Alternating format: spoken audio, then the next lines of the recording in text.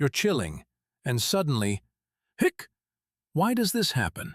When you relax too quickly, your diaphragm gets a sudden jerk, making you suck in air fast. Your vocal cords snap shut. And boom! That's a hiccup. It's your brain and diaphragm playing a surprise game. That's why hiccups can happen after eating, drinking, or even when you're just relaxing. Next time you hic, remember, it's your body's surprise reflex. Head over to our channel for more mini knowledge bites. And don't forget to like, share, and subscribe.